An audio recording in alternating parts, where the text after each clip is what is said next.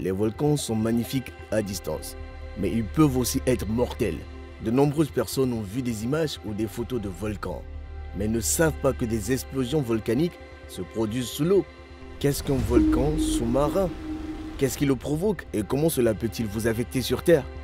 Dans cette vidéo, nous vous présentons les découvertes alarmantes que les scientifiques ont faites sur les supervolcans sous-marins. Peu de choses sont plus spectaculaires qu'une éruption volcanique. On ne peut ni les arrêter, ni les éviter. Mais qu'est-ce qu'un volcan exactement? Et comment entre-t-il en éruption? Jetons un coup d'œil à une géographie fascinante.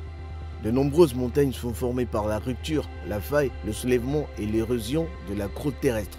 Les terrains volcaniques, quant à eux, sont formés par l'accumulation progressive de la lave en éruption. Au sommet d'un cône ou d'une montagne en forme de bouclier, l'événement peut être apparent comme une petite dépression en forme de bol. L'événement est relié à un ou plusieurs lieux de stockage de roches fondues ou partiellement fondues ou de magma par un réseau de fissures à l'intérieur et sous le volcan. Grâce à cette connexion avec le magma frais, le volcan peut entraîner à nouveau en éruption au même endroit. En conséquence, le volcan s'étend jusqu'à ce qu'il ne soit plus stable. Les fragments de volcan s'effondrent sous forme de chutes de pierre ou de glissements de terrain. Le magma est une roche en fusion qui émerge du sol de la Terre par des cheminées volcaniques. Cependant, lorsqu'un volcan entre en éruption et se transforme en lave, le magma est composé de roches fondues, de cristaux et de gaz dissous. Imaginez une bouteille de soda non ouverte avec du sable à l'intérieur. La roche en fusion est composée d'oxygène, de silicium, d'aluminium, de fer, de magnésium, de calcium, de sodium, de potassium, de titane et de manganèse. Après refroidissement, la lave en fusion peut se solidifier et créer une roche ignée ou magmatique en formant des cristaux de différents minéraux. Le magma, qui prend naissance à plusieurs dizaines de kilomètres sous le sol, est plus léger que la roche solide environnante. Il est propulsé vers la surface de la Terre par la flottabilité, ainsi que par la pression du gaz qu'il contient. Le magma pousse vers le haut et peut éventuellement percer les points faibles de la croûte terrestre. Si tel est le cas, une éruption s'ensuit. Le magma peut entrer en éruption de différentes manières. Sous forme de coulée de lave fluide, la roche en fusion s'écoule parfois par les ventes. Il peut également projeter dans l'air les nuages denses de fragments de roche, ou téphra et de gaz. Les plus gros fragments retombent autour de l'événement, et les nuages de téphra peuvent être emportés par la gravité le long de la pente du volcan. Les cendres, de petits morceaux de téphra de l'épaisseur d'une mèche de cheveux, peuvent être transportés par le vent et tomber sur le sol à plusieurs kilomètres de distance. Les plus petites particules de cendres peuvent être éjectées à des kilomètres dans le ciel et soufflées plusieurs fois autour du monde par des vents de haute altitude avant de tomber sur le sol. Alors combien de volcans avons-nous? Rien qu'aux États-Unis, l'US Geological Survey, USGS, recense environ 160 volcans actifs et potentiellement dangereux. Il y a environ 1350 volcans potentiellement actifs sur la planète. Au cours des 100 dernières années, près de 500 d'entre eux sont rentrés en éruption. Beaucoup d'entre eux sont situés dans ce que l'on appelle la ceinture de feu, qui entoure l'océan Pacifique. Cependant, un type de volcan n'est pas inclus dans les chiffres ci-dessus. Il s'agit des volcans sous-marins. Vous n'êtes peut-être pas au courant de l'existence de ces volcans sous-marins, car ils se produisent généralement très loin de chez vous. Cependant, cela ne les rend pas moins mortels. En réalité, la majorité de l'activité volcanique se produit sous la mer. L'activité volcanique en eau profonde représente 2/3 de l'activité volcanique totale. Alors, comment se forme un volcan sous-marin? En fait, il n'y a pas de différence dans la formation des volcans sous-marins ou subsahariens et des volcans subsahariens ou terrestres. Les volcans sous-marins se forment également lorsque la roche en fusion est produite dans la deuxième couche de l'intérieur de la Terre et se ferait un chemin à travers la croûte.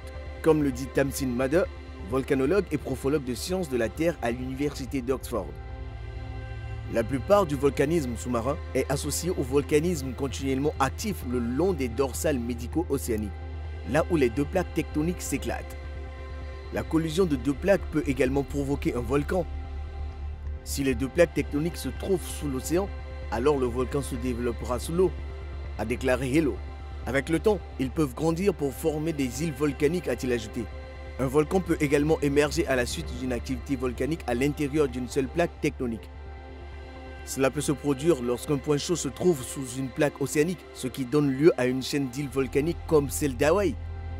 Vous êtes sans doute curieux de savoir ce qui se passe lorsqu'un volcan entre en éruption sous l'eau. L'ampleur d'une éruption volcanique sous-marine est proportionnel à sa proximité de la surface de l'eau. Si l'éruption se produit à des profondeurs sous-marines extrêmement profondes, le poids de l'eau environnante agit comme un bouchon de pression. Par exemple, si un morceau de roche en fusion tombe dans la mer à 2 km ou à 1,24 m sous la surface, il se refroidira rapidement au contact de l'eau de mer froide. L'eau deviendra assez chaude, mais elle ne se transformera pas en vapeur. Si l'eau est suffisamment peu profonde, le scénario change. Le magma commence à chauffer l'eau, qui se transforme ensuite en vapeur, entraînant un changement de volume important.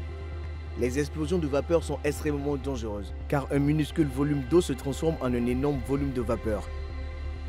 Outre la menace de tsunami, la quantité de cendres projetées dans l'air lorsqu'un volcan sous-marin entre en éruption dans les eaux peu profondes peut avoir des conséquences majeures sur la santé. Les cendres qui tombent et les gaz produits n'endommagent pas seulement l'air, mais ils peuvent aussi perturber l'accès à l'électricité et à l'eau. Les volcans sous-marins sont difficiles à étudier car ils sont submergés. Seuls quelques sites actifs ont été examinés en profondeur en raison de leur inaccessibilité inhérente. Les scientifiques opérant sur Terre, par contre, peuvent apprendre l'histoire d'un volcan en lisant et en recueillant des données. Pour ce faire, ils peuvent utiliser des séquences de falaises ou creuser des trous et rassembler des matériaux. Les scientifiques s'appuient souvent sur des études marines et des technologies de catastrophe telles que le sonar pour étudier les volcans sous-marins. Il y a eu des éruptions volcaniques sous-marines spectaculaires et nous parlerons ensuite de leurs conséquences dévastatrices. Jetons un coup d'œil au volcan sous-marin le plus puissant du monde. La plus grande éruption sous-marine active jamais enregistrée en 2018 a donné naissance à un volcan sous-marin massif de la taille d'un gratte-ciel. La partie choquante de cette éruption est que les scientifiques font encore des découvertes à son sujet. Qu'ont-ils découvert? Les scientifiques ont découvert le volcan de 820 mètres de haut dans l'ouest de l'océan Indien, au large des côtes de Madagascar, après qu'une étrange série de tremblements de terre ait secoué une zone normalement calme sur le plan sismique. L'équipe a découvert l'existence d'un nouveau volcan immergé, qui faisait presque 1,5 fois la hauteur du One World Trade Center de New York. Après avoir accumulé des données géologiques, notamment des informations provenant d'une étude sous-marine de la zone réalisée en 2019, de plus, ce nouveau volcan puise dans le réservoir de magma volcanique le plus profond connu des scientifiques. La chercheuse principale, Nathalie Fiollet, géoscientifique marine à l'Institut physique du globe de l'Université de Paris, l'IPGP, affirme que la source du réservoir est extrêmement profonde, environ 54 km ou 88 000 km sous le sol. Pour la première fois dans l'histoire de la volcanologie, ils ont pu observer un réservoir aussi important à la base de la lithosphère, la couche externe de la Terre qui comprend le manteau supérieur et la croûte.